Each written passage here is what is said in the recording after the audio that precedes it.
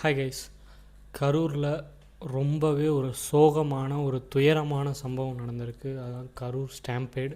So கூட்ட நெரிசலில் சிக்கி 41 பேர், இப்போ நான் அந்த வீடியோ எடுத்துகிட்டு இருக்கும்போது 41 பேர் இறந்துருக்காங்க. ஸோ அதாவது இந்த கூட்ட நெரிசலுக்கான காரணம் என்ன, இந்த கூட்ட நெரிசல் எதனால் ஏற்பட்டுச்சு ஸோ அப்படின்னு பார்க்கும்போது, கரூரில் விஜய் தன்னோட பிரச்சாரத்துக்காக பிரச்சார வாகனத்தில் அந்த பஸ்ஸில் வந்தார். ஆக்சுவலாக இது போலீஸ் சைடுலேருந்து ஒரு ஸ்டேட்மெண்ட், அதாவது கவர்மெண்ட் சைடுலேருந்து ஒரு ஸ்டேட்மெண்ட் வைக்கிறாங்க. அதே போல் அந்த கட்சி டிவிகே கட்சி சார்பில் ஒரு ஸ்டேட்மெண்ட் வைக்கிறாங்க. 2 டைப் ஆஃப் ஸ்டேட்மெண்ட் இருக்குது. ஃபஸ்ட்டு போலீஸ் சைடுலேருந்து ஸோ அவங்க என்ன குற்றச்சாட்டு வைக்கிறாங்க, என்ன சொல்ல வராங்க அப்படின்னா, நாங்கள் இடத்த கரெக்டாக தான் தேர்வு செஞ்சு கொடுத்தோம், ஆல்ரெடி 10,000 பேர் வருவாங்க அப்படிங்கிறத அவங்க சொன்னாங்க. ஸோ 10,000 பேர்த்துக்கான ஏற்பாடுகள் நாங்கள் செஞ்சுருந்தோம் அப்படின்னு சொல்கிறாங்க. ஸோ கிட்டத்தட்ட 500 போலீஸ் போட்டிருக்கிறதா காலையில் நியூஸில் டிஜிபி சொன்னார். 10,000 பேர்த்துக்கான பாதுகாப்பு நாங்கள் கொடுத்துட்டோம், அதுக்கு தேவையான எனஃபான போலீஸை நாங்கள் போலீஸ் ஃபோர்ஸை இறக்கிட்டோம் அப்படின்னு இவங்க சைடுலேருந்து சொல்கிறாங்க. அதே மாதிரி கரண்ட்டு கட் ஆனதுக்கும் எங்களுக்கும் எந்த சம்மந்தமும் இல்லை அப்படிங்கிற மாதிரி சொல்கிறாங்க. விஜய் அந்த டைமுக்கு அங்கே ரீச் ஆகலை, ஸோ நாங்கள் கொடுத்த டைமுக்கு ரீச் ஆகலை அப்படின்னு சொல்லி இதெல்லாம் போலீஸ் தரப்புலேருந்து சொல்லக்கூடிய இது. ஸோ ஆக்சுவலாக அங்கே 10,000 பேர் வருவாங்க அப்படின்னு சொல்லியிருந்தாங்க.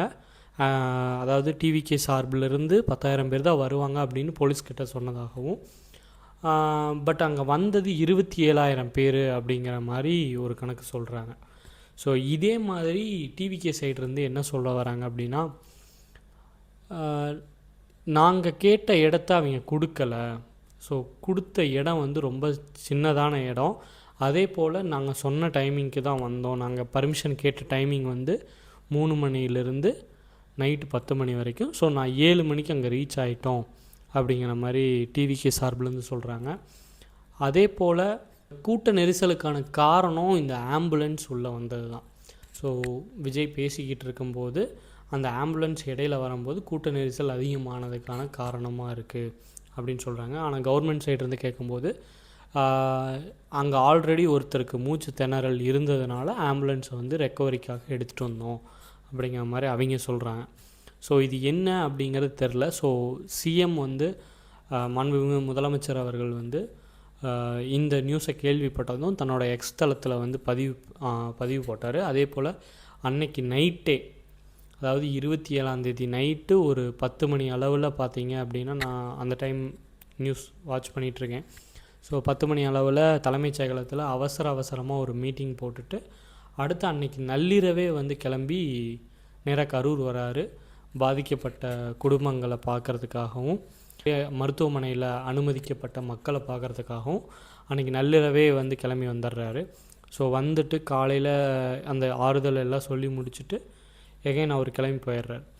நெக்ஸ்ட்டு எல்லா கட்சி தலைவர்களும் வர ஆரம்பித்தாங்க, ஒவ்வொருத்தராக வர ஆரம்பித்தாங்க. ஸோ இதுக்கப்புறம் முதலமைச்சர் அந்த சந்திப்பில் என்ன சொன்னார், செய்தியாளர்கள் சந்திப்பில் என்ன சொல்கிறாரு அப்படின்னா, இந்த ஸ்டாம்பேடுக்கு நாங்கள் விசாரணை கமிஷன் வைக்கிறோம், ஸோ இதில் என்ன நடந்துச்சு அப்படிங்கிறத இது பண்ண ஒரு விசாரணை கமிஷன் வைக்கிறோம். ஸோ அந்த ஓய்வு பெற்ற நீதிபதி அருணா ஜெகதீசன் அவங்களுடைய தலைமையில் ஒரு விசாரணை கமிஷன் அமைக்கிறோம் அப்படின்னு சொல்லி அனௌன்ஸ் பண்ணியிருந்தார். ஸோ அந்த கமிட்டி உடனே எல்லாம் செக் பண்ணி டீட்டெயில்டாக இன்னும் செக் பண்ணி இது போயிட்டுருக்கு, ப்ராசஸ் போயிட்டுருக்கு. ஸோ நெக்ஸ்ட்டு என்ன அப்படின்னா, டிவிகே சார்பில் இன்றைக்கி மதியம் கோர்ட்டில் மதியம் 2:15 அந்த டைமில் ஒரு நீதிபதிகளுடைய அமர்வு இருந்துச்சு. ஸோ அந்த இதில் என்ன நடந்துச்சு அப்படின்னா, உள்ள டிவிகே சார்பிலேருந்து என்ன கொஷின் பண்ணுறாங்க அப்படின்னா, போஸ்ட்மார்ட்டம் 6 o'clock மேலே பண்ணக்கூடாதுங்கிறது ரூல். நீங்கள் எப்படி நைட்டே இவ்வளோ போஸ்ட்மார்ட்டத்தையும் பண்ணீங்க, கிட்டத்தட்ட 39 பேர் அன்றைக்கி கணக்கெடுக்கும்போது 39 பேர். ஸோ 39 பேரை நீங்கள் எப்படி நைட்டே போஸ்ட்மார்ட்டம் பண்ணலாம் அப்படிங்கிற மாதிரி ஒரு தகவல் செய்தியாளர்கள் சந்திப்பில் அவர் சொல்லியிருந்தார். அதாவது டிவிகேவுடைய வழக்கறிஞர். ஸோ அவர் சொன்னார். அதே போல் எங்களுக்கு வந்து கமிட்டி அருணா ஜெகதீசன் அவங்க தலைமையில் இருக்க கமிட்டி விசாரிக்கிறத விட எங்களுக்கு சிபிஐ விசாரணை தான் வேணும் அப்படின்னு கேட்டிருக்காங்க. ஸோ ஆக்சுவலாக சிபிஐ விசாரணை அப்படின்னு போகும்போது அது வந்து சென்ட்ரல் கவர்மெண்ட் வந்து இன்வால்வ் ஆகும் உள்ள. ஸோ இது வந்து ஸ்டேட் கவர்மெண்ட் வைக்கக்கூடிய ஒரு கமிட்டி. ஸோ ஃபர்தராக இன்னும் எந்த நியூஸும் வெளியே வரல. ஸோ கமிட்டியில் என்ன நடக்குது, ஸோ என்ன ரிப்போர்ட் சப்மிட் பண்ணுறாங்க அப்படிங்கிறத நம்ம பொறுத்திருந்து பார்ப்போம். ஸோ அதுக்கான அப்டேட் வந்ததும் நான் அப்டேட் பண்ணுறேன். இந்த பிரச்சனைகள்லாம் ஒரு பக்கம் போயிட்டுருக்கும்போது இன்னொன்று என்ன அப்படின்னா, இந்த காணொளி வாயிலாக கரூர் கூட்ட நெரிசலில் சிக்கி இழந்தவர்களுக்கு அந்த குடும்பத்தினருக்கு என்னுடைய இரங்கலை தெரிவிச்சுக்கிறேன். ஸோ இது மாதிரி இதுக்கு மேலே நடக்காமல் ஒரு ப்ரிகாஷனரி ஆக்ஷன்ஸ் எடுக்கணும் அப்படிங்கிறது என்னோடய வேண்டுகோள். சோஷியல் மீடியாவை பொறுத்த வரைக்கும் நிறைய ஃபேக் நியூஸ் வரலாம், ஒரிஜினல் நியூஸ் வரலாம்.